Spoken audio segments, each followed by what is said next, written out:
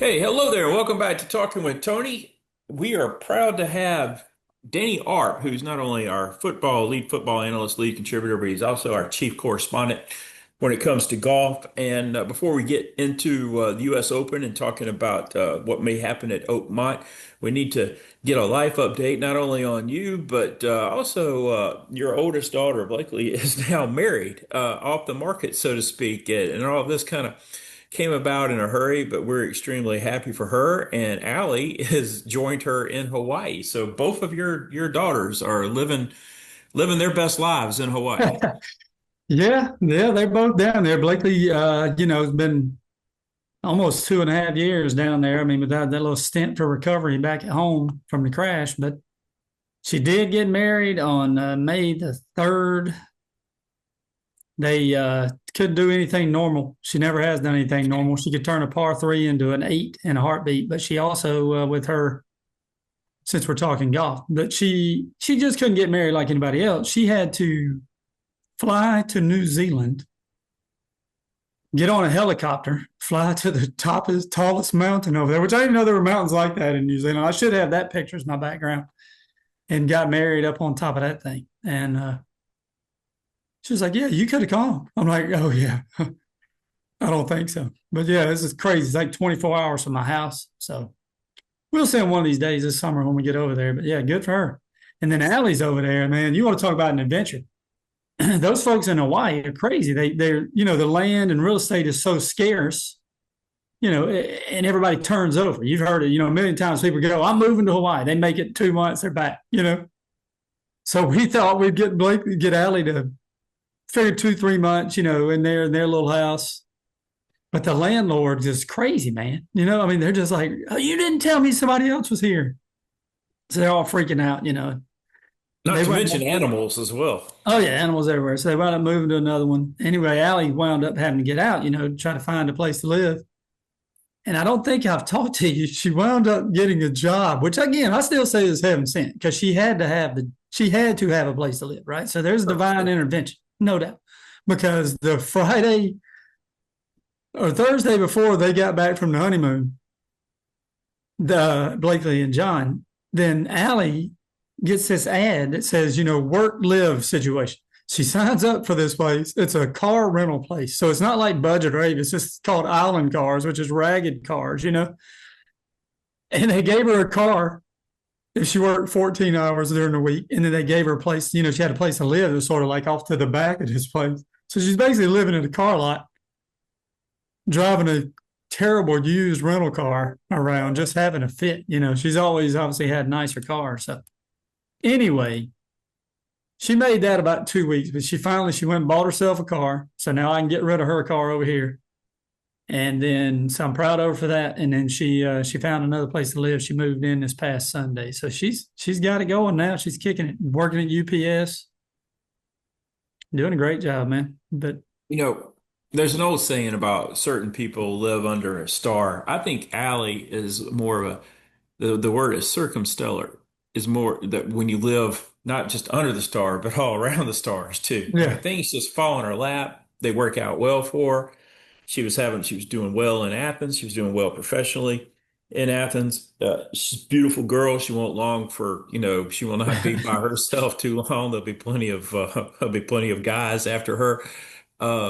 Yeah, so I'm actually it's not crazy, man. surprised. But I'm not surprised that things have fallen their way. Both for both of them, I'm not surprised because Yeah, my favorite golfer, she can become best friends with the higher ups at Robert Trent Jones, just like that. yeah. Her skills and her ability to play and her ability to talk golf. So they're gonna be just fine. And something tells me one day you and Jana will probably be in Hawaii as well. I'll tell you, I from the we went and the end of the for New Year's. And I thought when I left that, I definitely would be down there. But then when I started seeing his landlords and how crazy all these people are with the housing search, I thought I could just go down there and rent. Right.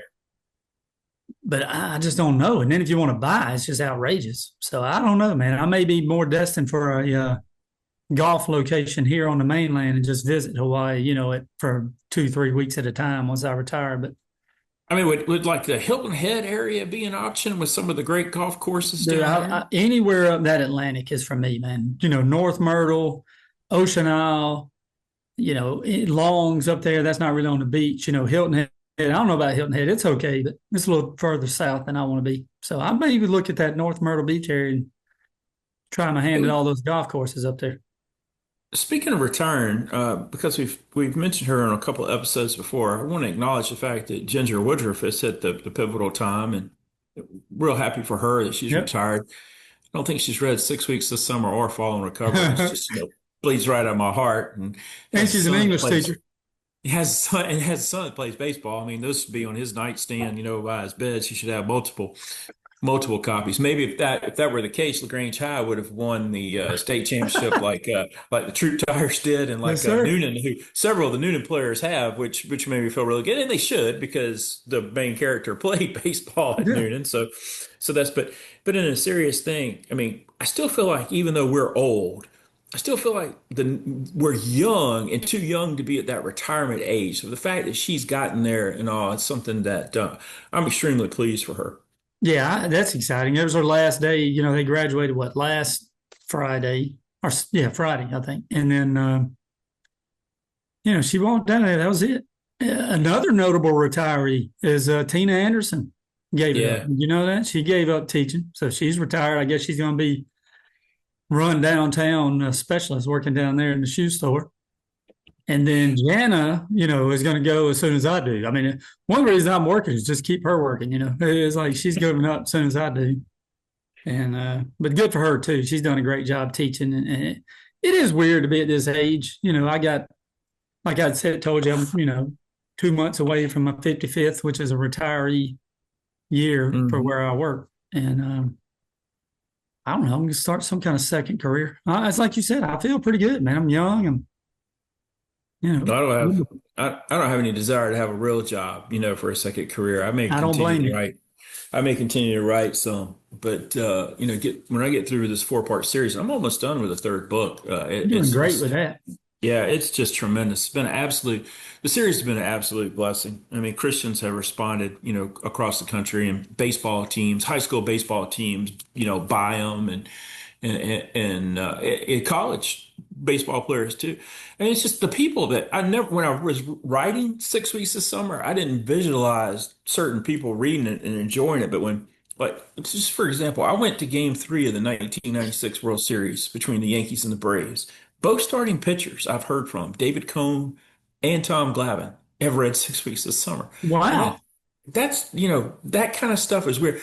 Brendan Donovan, who's in the National League, is second in the National League in hitting for the Cardinals. He's read, I know he's read Fall and Recover, so I believe he's probably read 6 weeks this summer too. Yeah.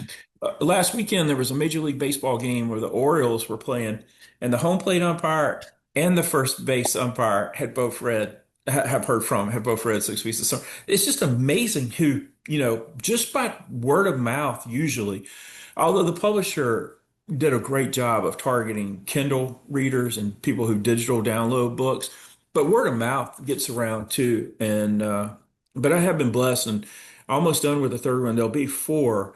I don't know, Danny. I'm going to need a significant break, but people are urging me to write maybe a one book deal about Stephanie, one of the characters in this series, before she even knew Miles, and may explore that. But been extremely blessed with this Well, whole series. a little spinoff would be a good idea. I agree with that.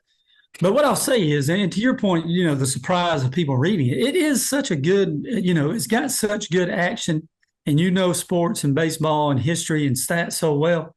I think that's what probably draws in because the baseball, the pros, the umpires, they all are that tight with it too. So it's got to Yeah, be a great read for them. And then, of course, you got the faith-based Christian, you know, group that's yeah, into and it too. and So that's pivotal for a lot of people because where baseball is the main backdrop of 6 weeks of summer.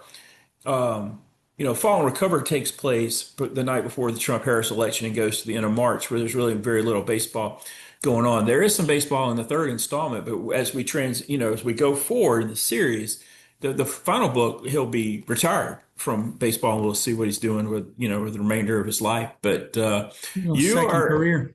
Yeah, yeah, definitely. And you are in the third one, and as a tribute to you and our friendship, which seems like a lifelong friendship, it really just goes back to when I moved in high school to LaGrange. The third book wraps up with the playing of Under My Thumb, and Oh, nice.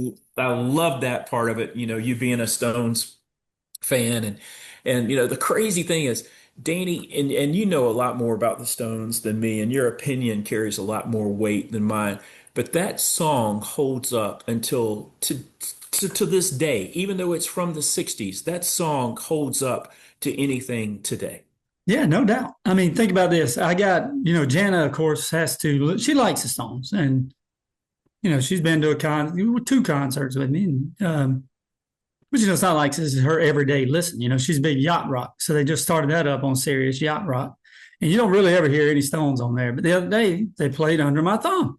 Wow. And I was like, wow, what in the world is this? But I guess it fits in any genre. It's a great song. So, Yeah, I wouldn't have thought, Stones with yacht rock. I think about like no. Sailing, Christopher Cross, and Yeah. some of those It was songs. But odd. I was like, what is this doing on here? But it was a pleasant surprise because I had had about enough of what's that Todd Rundgren song that oh yeah, you know what I'm talking about?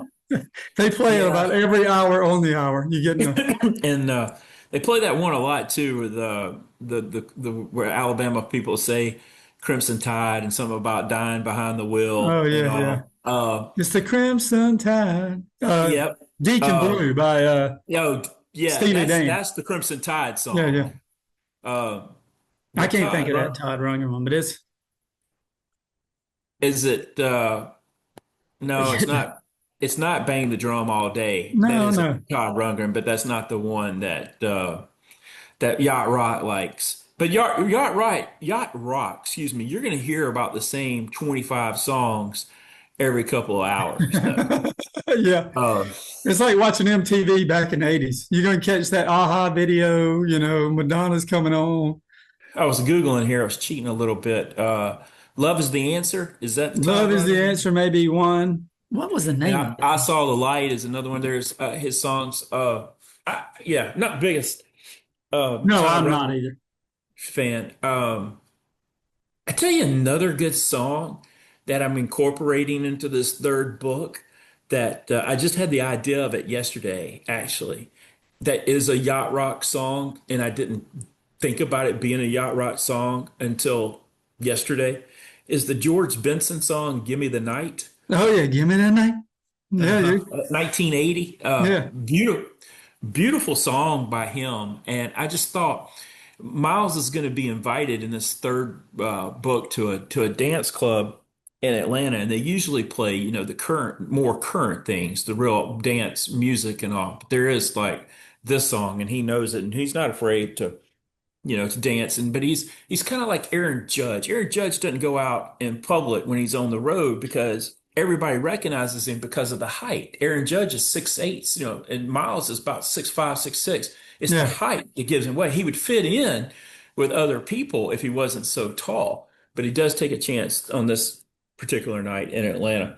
Yeah, I Love know which catches. one it is now. Just say, is Hello Is Me. That song by Todd Oh Rundgren. yeah, yeah. Hello No, Is well, I Me know the is me. song. Yeah, Yeah. because if you listen to Yacht Rock on Sirius XM, all you gotta do is listen for, like I said, good 2 hours. You're gonna hear every song Yeah. that they Yeah. have in the catalog there for Anyway, that's enough the. on Yacht Rock. But anyway, I was just saying, I got stuck on. I had to know what the answer to that was. I was thinking, I mean, you'll hear about four Christopher Cross songs, oh yeah, every 90 minutes. And that's fine.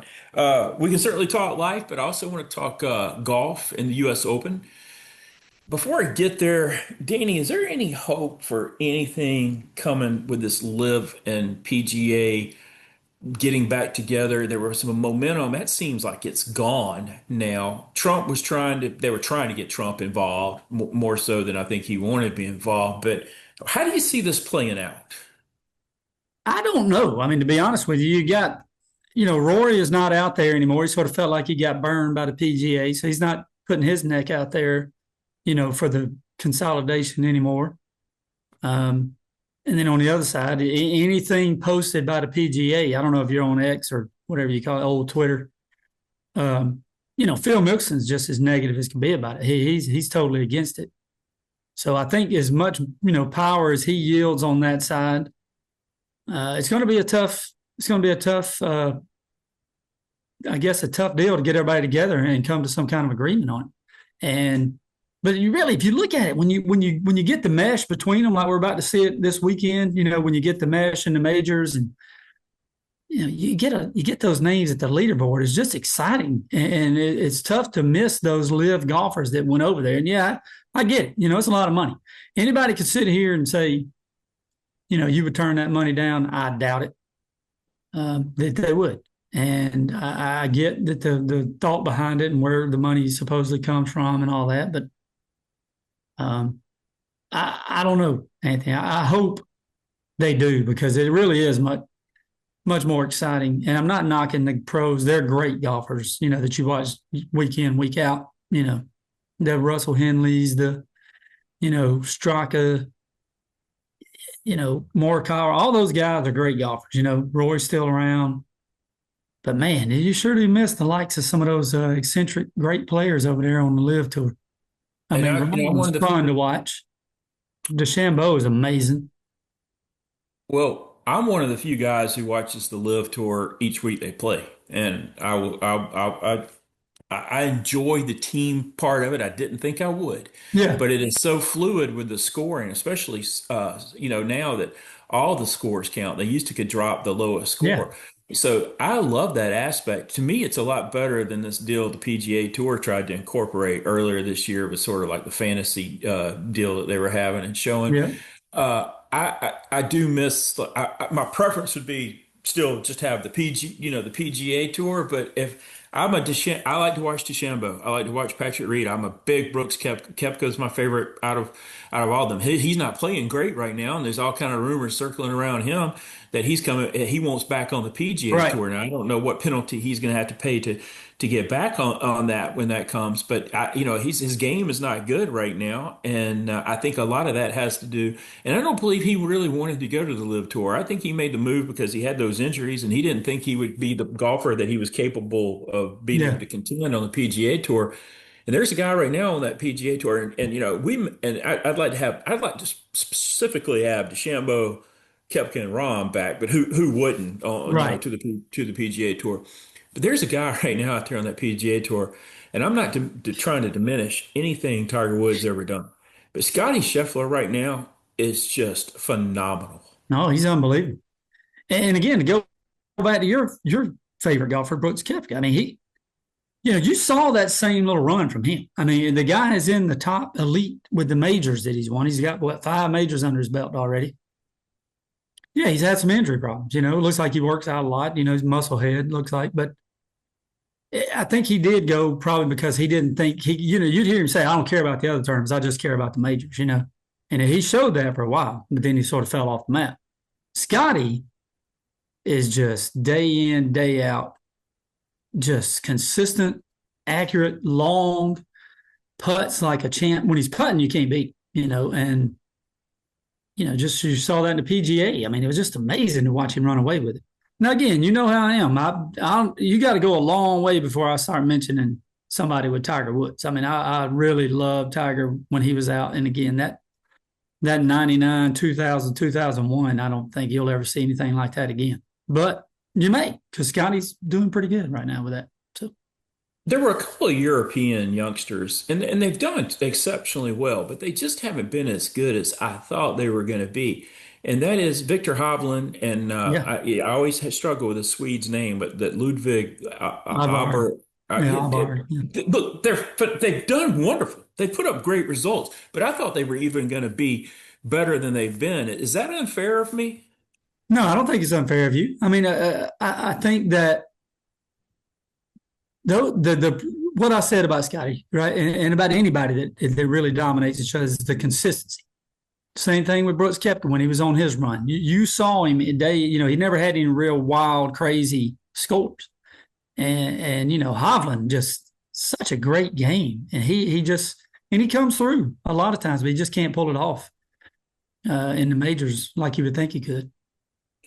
he gets into contention. Morikawa gets in contention an awful lot. And they've won Yeah, Morikawa's made Morcall's what got a couple of majors, right? yeah, but they give themselves opportunity. Matsuyama is another guy who Yeah, will he's give awesome. himself plenty of opportunities. There's a guy that hasn't broke through yet that I think is completely capable, and that's that Sungjae Im because Yeah, he contends. I love a consistent golfer. I mean, these guys are making tremendous living tons. without some of them without winning the tournaments. Did you say Justin Thomas? Is that what? Justin Thomas, yeah, makes a lot of money. Yeah. He So, can't hold it together either. He'll throw up an 80 in a heartbeat on you, you know? now, was it Hovland that stole the players tournament from like it looked like Justin Thomas Yeah, on the yeah. final Hovland was the one game that came in there. Yeah. was going to win it, and then Victor Hovland got hot, who had a great tournament, but Justin had jumped ahead of him and all. Out of the European players, whose game do you think sets up best for success this weekend? I think if you're going to go with a European player, you got to go with Ludwig Aberg or Aberg, however you say it. He's top notch. Sun J.M. is another one I would watch. You know, he's a good player, like you said. But those are How the only two Rory's I'd go with. behaved. I wouldn't get outside. You know, if anybody's betting on, I would not get outside of any of these Americans that we're about to talk about and that you see as the favorites. Well, Were you again, just Rom is a Spaniard. He's got a good chance now that he gets to come over from the live. You know, is Terrell Hatton? Is he a threat? I don't think so because and the reason why we'll talk a little bit about it is the length of Oakmont and the rough is going to be very penalizing. And I just don't see him being able to keep his driver. He is a hothead. You've seen him lose his mind when he Right. hits one or two bad shots. It's over for him. And then it So doesn't take this is much to hit a typical bad shot. U.S. Open. You have got to find the Yeah, fairway. If you get in the rough, you got problems. yeah. I was going, but before we get off the live, and I did want to just say two things with that. Sure. One, the team competition. You know, I thought I would have enjoyed that more because of my, spent so much time with high school golf and college golf. Yeah. Really 9 years of, every week at least two times watching them play. Really 13 because of your own career as well. Well, yeah, true. You got to add that. Well, that wasn't much to watch there. I know you got to watch it every day, but I don't think anybody else would have cared to watch it. You Hey, probably we were just the best enjoyed looking my, guys in school out there on the golf yeah, you course. So. enjoy my meltdowns and. But anyway, I just I can't watch it, man. I can't get into that for whatever reason. But I know you Hmm. said you watch a lot of it. I, I I don't I like don't know. it. I like it. It I gives me mean, this. It gives me this look, AJ. It's like it's like going to the country club, right? Going to Bushwood and you're Rodney Dangerfield showing up at Bushwood, man. That's the way I feel about Live. And I know they're fantastic golfers, money galore over there. But it's like crazy. Music's playing. They're wearing these crazy outlandish clothes. Everybody's matching. It's like, what are you? Anyway, I'll get off my Live soapbox. let's But I do. I let, love the gentlemanness of golf and how we grew up with it. Don't wear your hat in the clubhouse. You always got to have a right. tight shirt. You know, don't wear Take your your hat off when the round is over yeah and yeah shake shake your hands. opponent's Yeah, yeah. hands. I think that's a. I'm That not to me crazy. is what golf is. You know what I'm saying? That to me is what golf is. It's about character and it's about character building. You like for the game to be bigger than the player. I mean, Yeah, that was my problem with Tiger Woods when he became what he was. He became bigger than the game. If he was 35th place, you still saw every shot Tiger that's was out true. there making. If Tiger was on the leader was like eighth place, they'd get him on the leaderboard. He'd be the first name up there of Yeah, all the ones that he was tied with for yeah. an eighth Whatever place. place he was in, that's how many they would show you on the screen. The commercials on television were things that either endorsed him or he was, either Yeah, he had a sponsorship from them or he was a spokesperson, yeah, from them. yeah. And I just felt like, he I got bigger understand. than the game. And I'm not trying to say that, Scheffler has outdone anything he has, but I'm just telling you, Scheffler is in contention every single week. He can start out shooting Yeah, 74, and by Sunday, he's in the top five with an opportunity to win. you never count him out. And again, that's to your point. He is more congenial, a consistent level person. The craziest thing you saw is when he sort of drove over that guard at Augusta, but they jumped on his hood. It wasn't his fault. So besides that, you don't see any craziness out of him. You don't see him too emotional. You get the occasional fist bump, Hmm. fist pump or whatever when he makes a putt, but he did won that PGA. He nailed that one putt, but he, he's he's not emotional. He just plays the game. I love it. We're all going to die at some point. Oh Nobody yeah. wins that battle. And I want to go to heaven, and I want to, there's all kind of people I want to see in heaven, and obviously, want to be there with God and Christ and loved ones. And I admire Stephen so much from the Bible, the character Stephen. But all that being said, I want to live to this year's Ryder Cup because I want to see the USA take those guys down out of the frustration. So if I can Yes. live to like October or whenever this is, I think in September or stuff, Yes. I'll be really pleased because I just can't wait for the Ryder Cup. And I realize we got a couple of pivotal majors to get through first, but Yeah. that Yeah. Ryder Cup is going to be something special. It's going to be a lot of fun to watch. I can't wait either. Now that when you're talking about team competition, I love that. I like to Yeah, see them dressed alike, all in the Americana that's right. uniform. It's amazing to watch. I love it. I mean, every time I find myself wanting to order what the Americans are wearing and thinking like, okay, well, this won't be here for 2 weeks and then it won't be, as neat, Yeah. I won't be all about it like I was then. If I knew what they were wearing on Friday, we're wearing blue, we're wearing red, what are we, you wearing our vet, what are we wearing? Buy it ahead of time, for sure. But it brings out a great deal of patriotism in all of us, I No believe. doubt. No doubt. Let's talk. Let's talk about a little bit more and get some information from you about the golf course and and I think that you're saying don't be looking for like somebody who's outside of the top 30 to win. This looks like a tournament that you're going to have to hit the ball long. You're going to have to hit the ball and play, and you got to do the things that put you in the top of the class of the world rankings. But tell us a little bit about what it will take for the person to lift the trophy. Okay. All right. So again, obviously, the course this is going to be Oakmont Country Club. It's historically known for U.S. Opens. It's a record-setting, holding it. 10 times they've hosted the U.S. Open. So that in itself, you got all that history weighing down on you, right? Yeah. Then you're going to have a course that is 7,372 yards. Now, just keep in mind, I go out and play now, maybe 6,100. I'm not getting anywhere near those back tees. And even when we played great, we didn't play the back tees. But 7,300 yards is a long golf course, especially with the rough they're going to be contending with. And then I was watching the Golf Channel last night. They said they're going to try to keep the greens at about a 14 on the stimp meter all week. Now, Wow. if you don't know how fast that is, it's literally like sitting a ball down on your hardwood floors almost and hit. It's insane. So you're going to need accuracy. You're going to need great putting. You got a course that plays 35-35 for a par 70. You're that long playing the par 70. You got one less par 5 than most others, right? So you don't have the opportunity to get on into with these long hitters.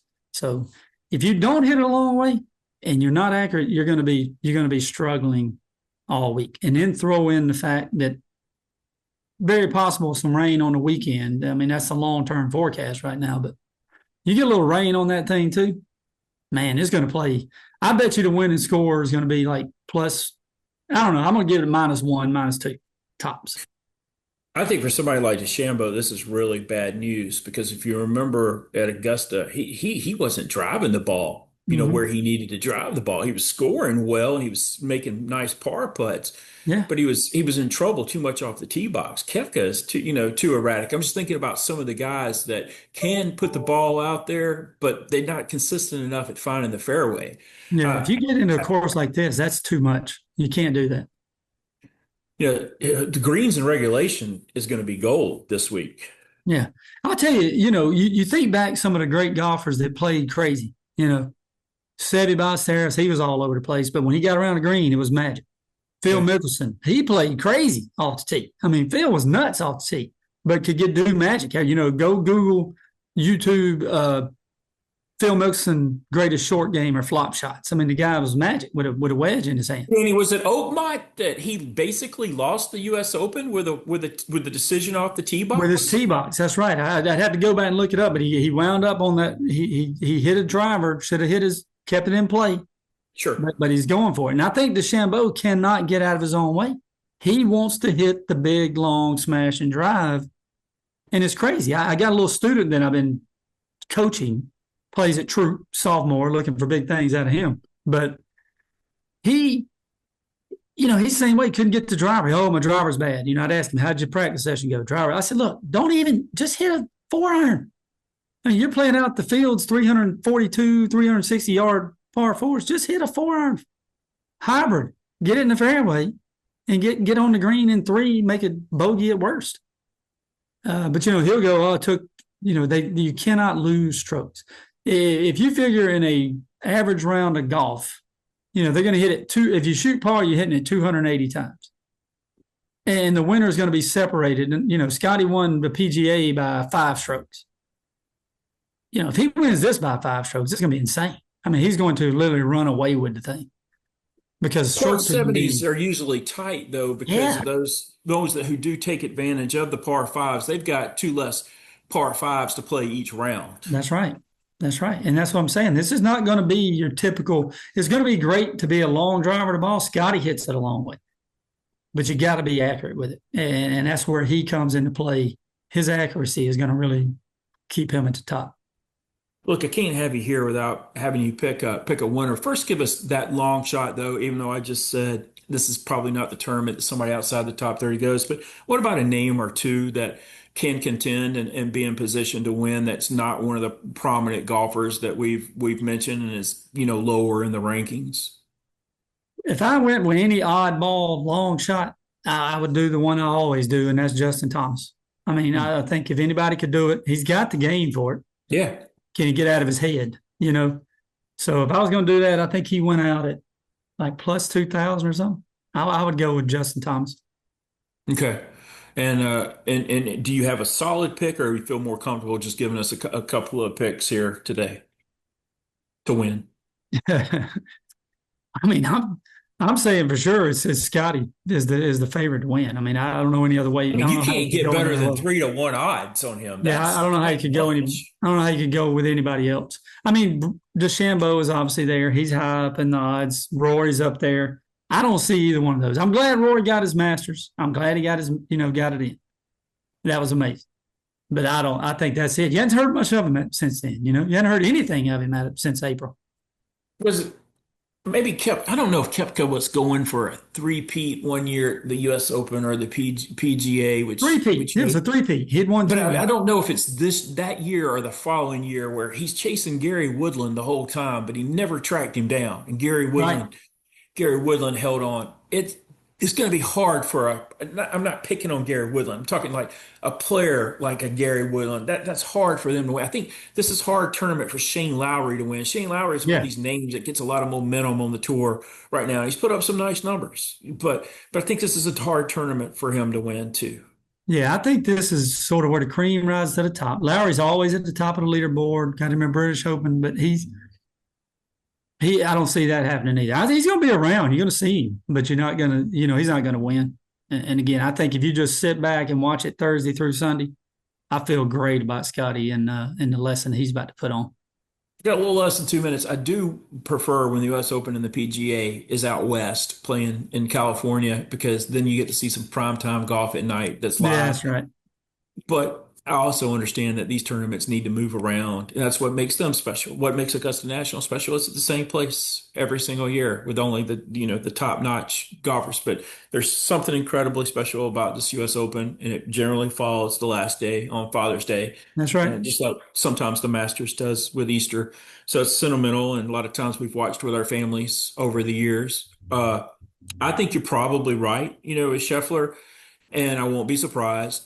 And I won't be against it, I should say. I just sort of hope it's one of the live guys, and then that maybe gets the talk Yeah. back about getting everybody together. Yeah. Because it's not that I'm pro live, it's not that I'm pro PGA Tour. I just want the best to play each other so the fans can enjoy all of them at the same time. Do you think anybody from Live besides Rom or DeChambeau have a chance though? I don't. Yeah. Joaquin Neiman plays great on the Live Yeah, Tour, but he's a good one. the results don't seem to go back when they play in the majors. He doesn't finish top five. I tell you, if President Trump had his druthers, it would be Patrick Reed and Bryson DeChambeau. He's the both of them. Danny, I really appreciate it. Yeah, We'll have man. you Good back to talk. again soon, and we'll have you back before the British Open if that sounds good. Yeah, sounds really good. No doubt. All right. Folks, that's all the time we have for Talking with Tony. For Danny Arp and Jake Barton, I'm Tony Jones. We'll see you next time right All here right. on Happy Talking with Father's Tony. Day to everybody watching. When you watch this, it'll be Father's Day. That's right.